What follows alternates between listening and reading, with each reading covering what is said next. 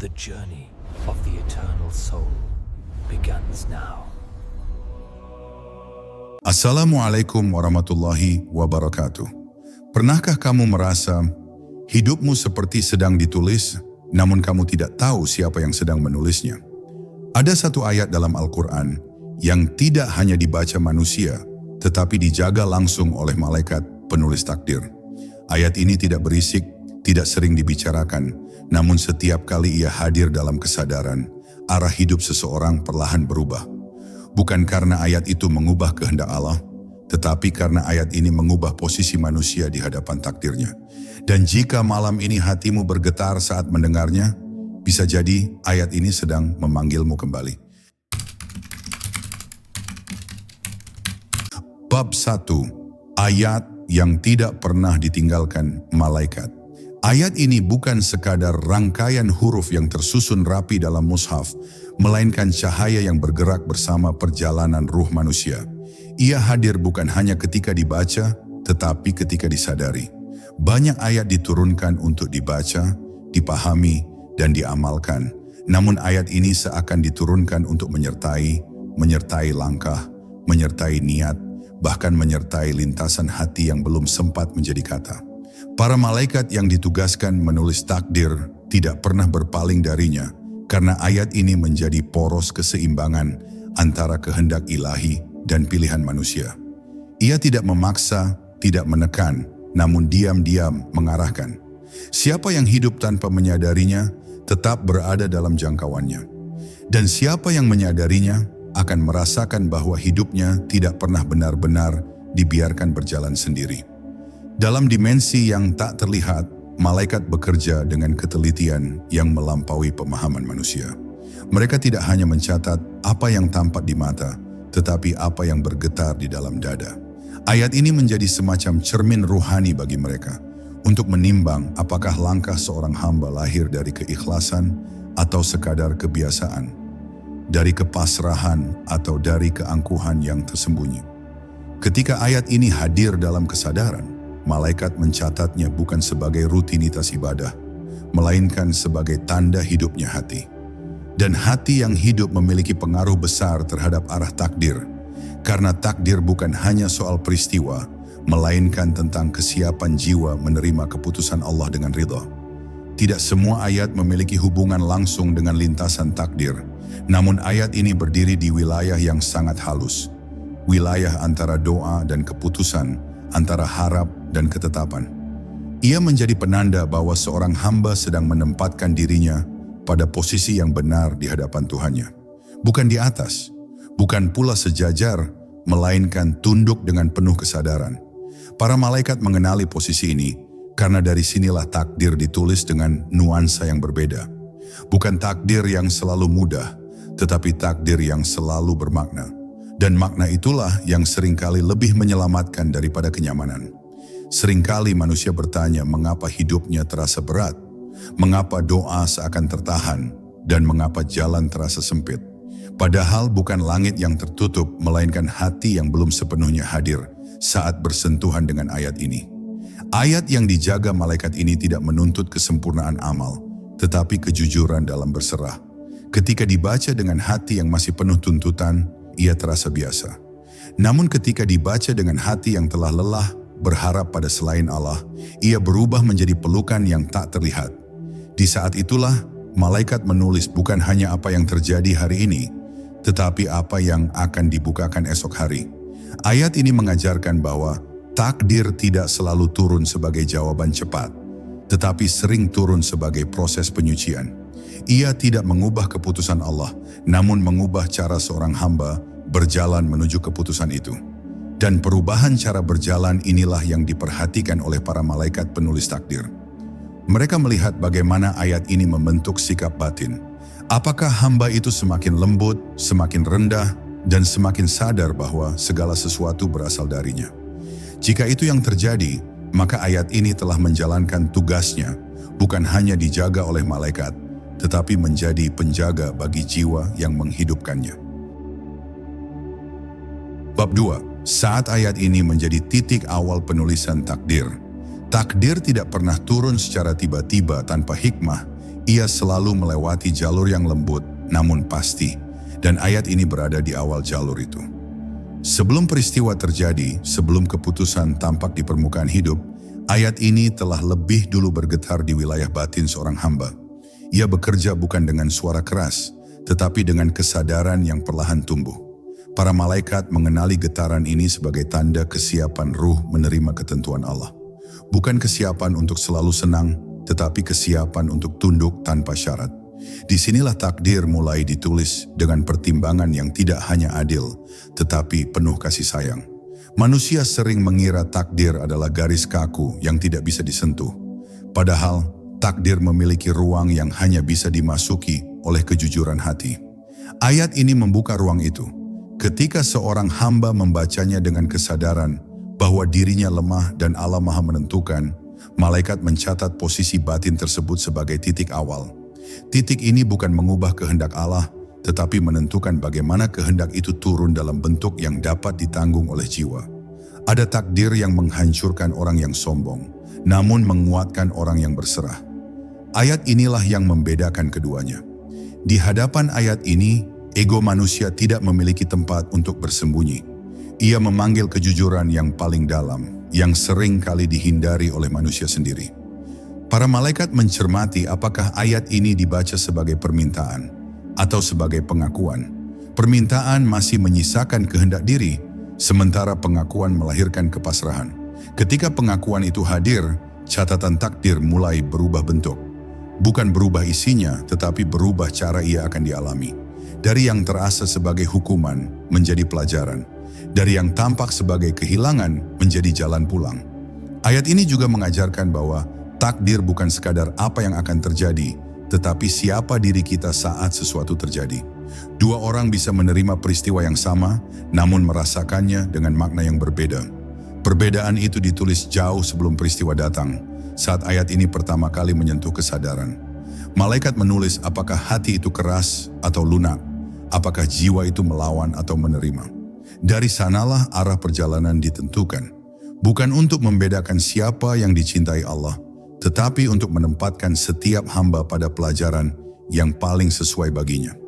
Ketika ayat ini menjadi bagian dari kesadaran hidup, seorang hamba tidak lagi sibuk menebak-nebak masa depan.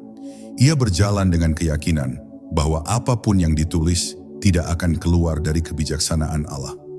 Para malaikat mengenali ketenangan ini sebagai tanda kematangan ruh. Dan kematangan ruh selalu diikuti oleh takdir yang mendidik, bukan membinasakan. Ayat ini pun terus dijaga, bukan hanya oleh malaikat, tetapi oleh keyakinan dalam diri hamba itu sendiri, bahwa takdir bukan untuk ditakuti, melainkan untuk dijalani dengan iman yang semakin dalam. Bab 3, ayat yang didahulukan langit sebelum dibaca manusia. Sebelum ayat ini menyentuh lidah manusia, ia telah bergetar di langit sebagai ketetapan yang dikenal oleh para malaikat. Ia bukan sekadar wahyu yang turun, tetapi isyarat yang telah ditetapkan dalam tatanan ilahi. Langit mengenalnya sebagai cahaya yang menimbang, bukan menghakimi. Maka ketika seorang hamba membacanya, sebenarnya ia sedang menyelaraskan dirinya dengan irama yang telah lama ada. Keselarasan inilah yang membuat bacaan terasa ringan, namun berdampak dalam. Para malaikat mencatat bukan bunyi hurufnya, melainkan kesesuaian batin hamba dengan ketetapan yang telah lebih dulu dikenal langit. Ayat ini memiliki cara bekerja yang tidak tergesa. Ia tidak memaksa perubahan, tetapi mengundang penyesuaian. Ketika manusia membacanya dengan kesadaran, ia sedang mengakui bahwa ada tatanan yang lebih tinggi daripada rencana-rencana pribadinya. Pengakuan ini terasa sederhana, namun bagi malaikat, ia adalah peristiwa besar. Karena pada saat itu, seorang hamba berhenti menjadi pusat dan Allah kembali menjadi tujuan. Di titik inilah catatan takdir mulai mengikuti jalur yang lebih tenang, karena jiwa telah berhenti memberontak terhadap apa yang belum ia pahami. Langit tidak pernah salah mengenali siapa yang membaca ayat ini dengan sungguh-sungguh. Getaran batin tidak bisa dipalsukan, dan malaikat mengenalinya sebagaimana seseorang mengenali suara yang sangat akrab. Ada bacaan yang berlalu begitu saja, dan ada bacaan yang menetap sebagai saksi. Ayat ini termasuk yang kedua. Ia menetap dalam catatan, bukan sebagai angka pahala semata, tetapi sebagai penanda bahwa ruh sedang terjaga. Ruh yang terjaga selalu lebih siap menerima apapun yang akan diturunkan, baik berupa kelapangan maupun ujian yang menguatkan. Manusia sering merasa hidupnya bergerak tanpa arah, padahal arah itu telah ditunjukkan secara halus melalui ayat ini. Ia tidak memberi peta detail, tetapi memberi kompas batin. Kompas ini menunjuk ke satu arah yang sama, meski jalan yang dilalui beragam. Para malaikat memperhatikan apakah seorang hamba mengikuti kompas itu, atau terus berputar mengikuti keinginan sesaat. Ketika ayat ini dibaca dengan kesadaran, jarum kompas kembali lurus, dan kelurusan inilah yang membuat langkah terasa lebih mantap, meski medan belum sepenuhnya terlihat.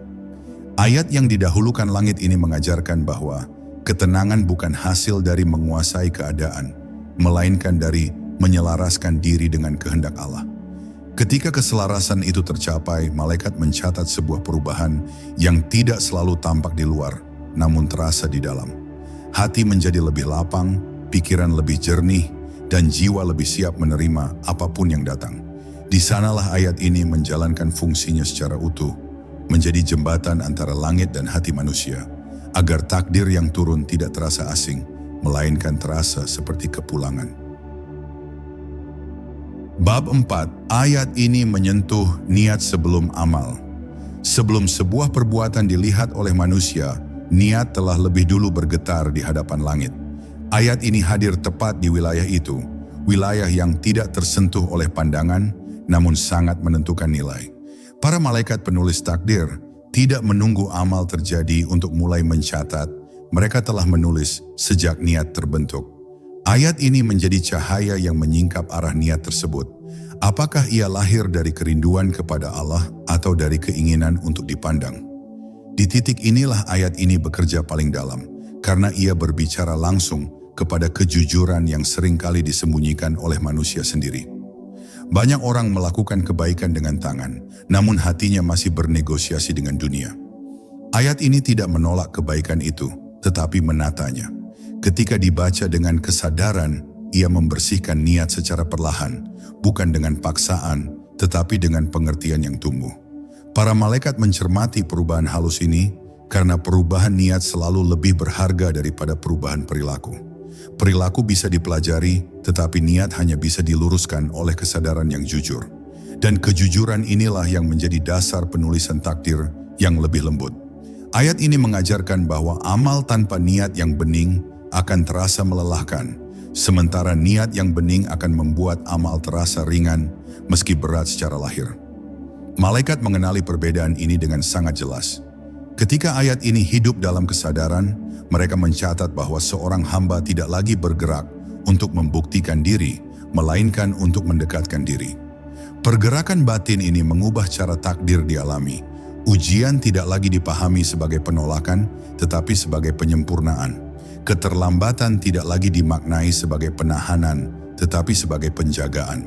Di hadapan ayat ini, manusia belajar bahwa niat tidak selalu perlu diucapkan, karena Allah mendengarnya bahkan sebelum hati sempat merumuskannya. Ayat ini melatih keheningan batin, tempat niat dibersihkan tanpa banyak kata.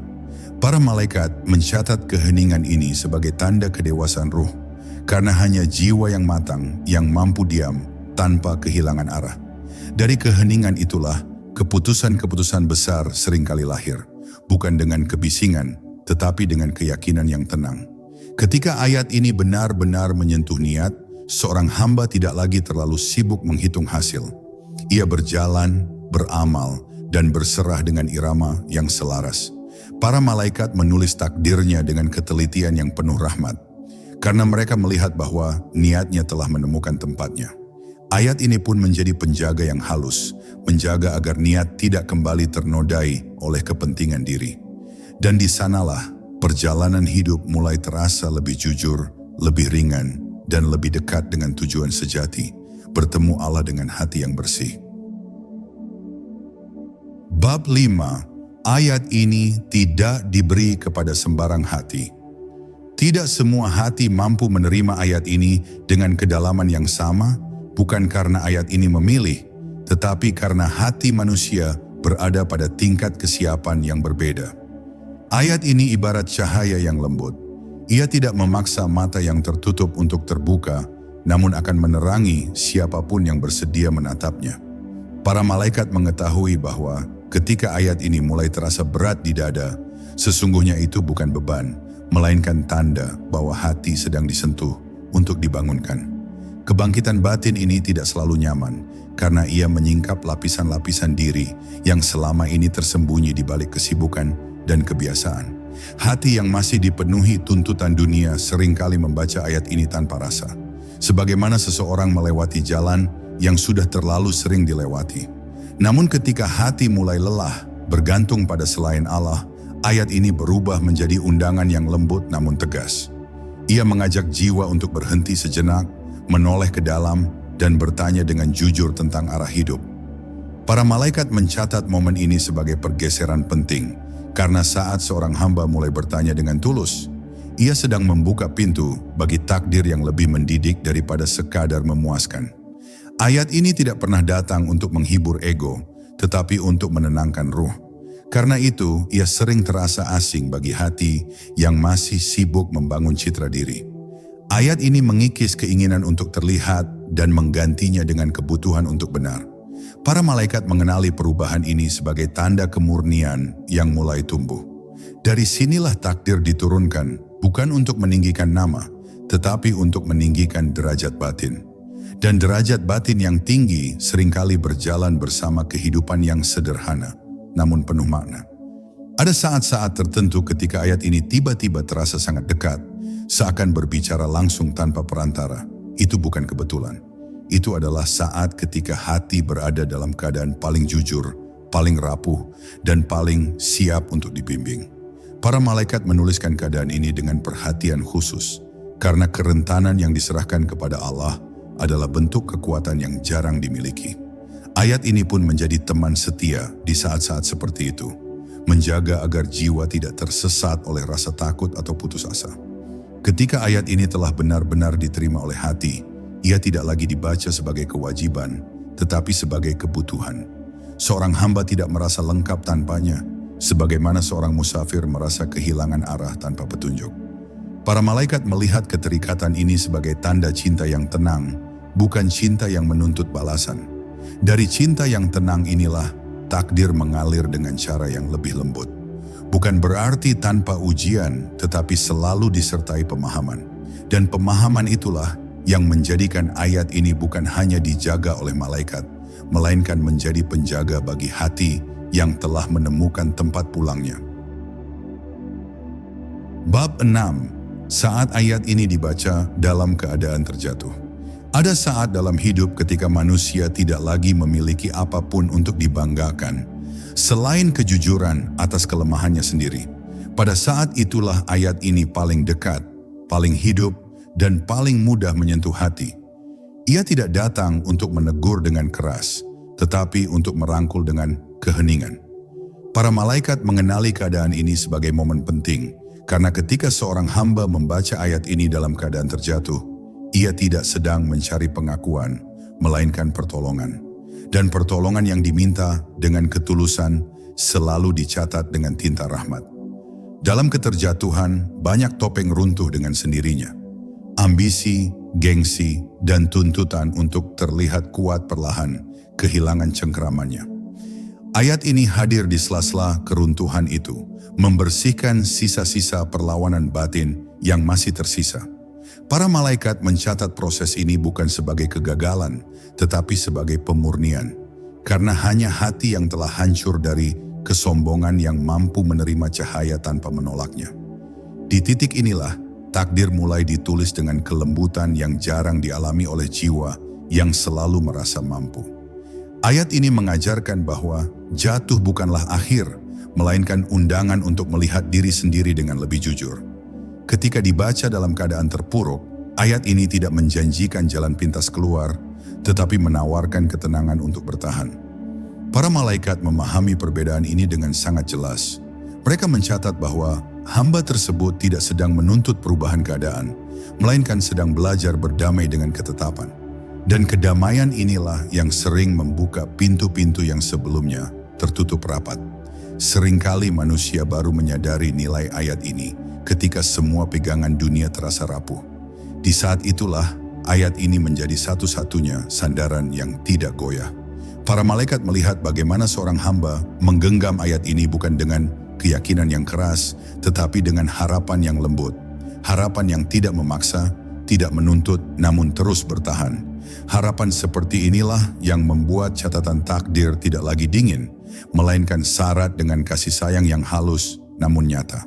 Ketika seorang hamba bangkit kembali setelah membaca ayat ini dalam keterjatuhan, ia tidak bangkit sebagai pribadi yang sama. Ada kelembutan baru dalam sikapnya, ada kerendahan baru dalam doanya, dan ada kebijaksanaan baru dalam caranya memandang hidup. Para malaikat mencatat perubahan ini sebagai hasil dari pertemuan yang jujur antara hamba dan Tuhannya. Ayat ini pun terus menyertai langkahnya, bukan untuk mengingatkan tentang masa lalu yang pahit, tetapi untuk menjaga agar hati yang telah belajar berserah tidak kembali mengandalkan dirinya sendiri. Bab 7, ayat ini menjadi saksi di alam yang tidak terlihat. Ketika kehidupan dunia perlahan ditinggalkan dan ruh bersiap memasuki alam yang tidak lagi dapat dijelaskan dengan bahasa, ayat ini tidak ikut tertinggal. Ia menyertai sebagai saksi yang tenang, membawa jejak kesadaran yang pernah tumbuh di dalam hati. Para malaikat yang mengenali ayat ini sejak dunia tidak kehilangan ingatan tentangnya, karena catatan mereka tidak berhenti pada batas jasad. Ayat ini menjadi penanda bahwa ruh tersebut pernah hidup dengan kesadaran, pernah menundukkan diri di hadapan Allah, dan pernah menjadikan kejujuran batin sebagai pegangan. Kesaksian ini tidak perlu dibela, karena ia berdiri dengan sendirinya. Di alam yang tidak mengenal kepura-puraan, segala sesuatu tampil sebagaimana adanya. Ayat ini pun hadir tanpa selubung, memperlihatkan kualitas hubungan seorang hamba dengan Tuhannya. Para malaikat mencatat bagaimana ayat ini dulu dibaca. Apakah sebagai rutinitas atau sebagai pertemuan batin? Perbedaan itu terasa sangat nyata di alam tersebut. Bagi ruh yang pernah hidup bersama ayat ini, kesendirian tidak terasa menakutkan, karena ia mengenali suara yang menenangkannya. Ayat ini menjadi pengingat bahwa ia tidak asing di hadapan Allah, karena pernah mengenalnya dalam keheningan dunia.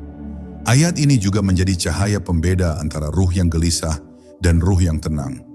Bukan karena ketiadaan dosa, tetapi karena adanya kesadaran untuk kembali. Para malaikat mengenali bahwa ruh yang membawa ayat ini dalam kesadarannya memiliki arah yang jelas, meski perjalanan belum selesai. Arah inilah yang menenangkan, karena ketidakpastian tanpa arah adalah sumber kegelisahan terbesar. Ayat ini menjaga agar ruh tidak larut dalam kebingungan, melainkan tetap terhubung dengan asalnya. Di alam tersebut, tidak ada lagi ruang untuk pembelaan diri atau penyesalan yang bising. Yang tersisa hanyalah kejujuran yang murni. Ayat ini berbicara di wilayah itu, bukan dengan kata, tetapi dengan keadaan. Para malaikat menyaksikan bagaimana ayat ini menjadi saksi bahwa seorang hamba pernah memilih untuk tunduk meski tidak selalu mengerti. Pilihan ini, meski terlihat kecil di dunia, memiliki bobot yang besar di hadapan langit. Ia menjadi bukti bahwa ruh tersebut pernah berusaha menempatkan Allah di pusat kehidupannya. Ketika perjalanan ruh berlanjut menuju ketetapan berikutnya, ayat ini tetap menyertainya sebagai cahaya pengenal, bukan cahaya yang menyilaukan, tetapi cahaya yang menenangkan. Para malaikat tidak lagi sekadar mencatat, mereka mengenali. Dan pengenalan ini membawa kelembutan dalam setiap tahapan yang dilalui. Ayat ini pun menunjukkan perannya yang paling dalam.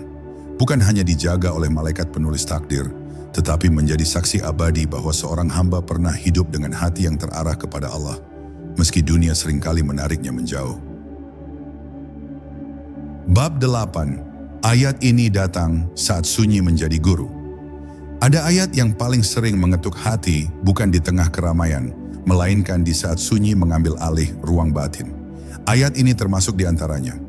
Ia jarang hadir ketika pikiran dipenuhi suara dunia, karena ia membutuhkan ruang hening agar dapat terdengar. Para malaikat mengenali kesunyian sebagai keadaan istimewa, bukan karena sepi itu sendiri, tetapi karena di sanalah manusia berhenti berpura-pura.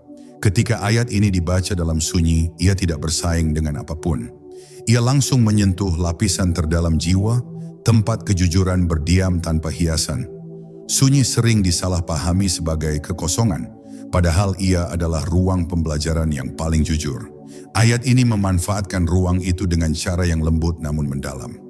Ia mengajarkan bahwa tidak semua jawaban datang dalam bentuk kata-kata, sebagian hadir sebagai ketenangan yang perlahan menetap. Para malaikat mencatat bagaimana seorang hamba duduk bersama ayat ini tanpa tuntutan, tanpa desakan untuk segera mengerti. Kesediaan untuk diam dan mendengarkan menjadi tanda kedewasaan ruh yang jarang dimiliki, dan tanda inilah yang memengaruhi cara takdir diturunkan. Dalam sunyi, ayat ini mengungkapkan hal-hal yang sering tertutup oleh kesibukan. Ia menyingkap niat-niat yang tersembunyi, luka-luka yang belum sembuh, dan harapan-harapan yang belum sempat diakui. Para malaikat menyaksikan proses ini sebagai bentuk muhasabah yang hidup, bukan sekadar penyesalan, tetapi pemahaman. Dari pemahaman inilah, langkah-langkah baru mulai terbentuk. Langkah yang tidak lagi tergesa, tidak pula ragu, karena ia lahir dari kesadaran yang telah melewati keheningan. Ayat ini juga mengajarkan bahwa sunyi bukan tanda ditinggalkan, melainkan tanda sedang diajak mendekat. Ketika dunia menjauh, ruang untuk mendengar Allah justru terbuka. Para malaikat mengenali siapa yang mampu memaknai sunyi sebagai undangan, bukan hukuman. Mereka mencatat bahwa hamba tersebut tidak melarikan diri dari keheningan, tetapi masuk ke dalamnya dengan penuh kepercayaan. Kepercayaan ini menjadi fondasi penting bagi ketenangan batin yang lebih stabil, yang tidak mudah goyah oleh perubahan keadaan. Ketika ayat ini telah menjadi teman dalam sunyi, seorang hamba tidak lagi takut pada kesendirian. Ia memahami bahwa sunyi adalah bahasa lain dari perhatian Allah. Para malaikat mencatat perubahan sikap ini sebagai tanda kedalaman hubungan yang semakin matang. Dari kedalaman itulah, takdir mengalir dengan cara yang lebih halus, tidak selalu mudah, tetapi selalu terasa tepat. Ayat ini pun menjalankan perannya dengan sempurna, menjadi guru yang diam, membimbing tanpa suara, dan menjaga agar hati tetap terhubung meski dunia terus berubah. Bab 9, ayat ini menata dunia tanpa menjanjikannya. Ayat ini tidak pernah datang dengan janji kemewahan, kekuasaan, atau kemudahan hidup yang selalu menyenangkan. Ia hadir dengan sesuatu yang jauh lebih halus, yaitu penataan batin. Namun justru dari batin yang tertata itulah dunia mulai menemukan tempatnya. Para malaikat mencatat bahwa ketika ayat ini hidup dalam kesadaran, seorang hamba berhenti mengejar dunia dengan gelisah. Ia bekerja, berusaha, dan berjalan, tetapi tidak lagi menggantungkan jiwanya pada hasil.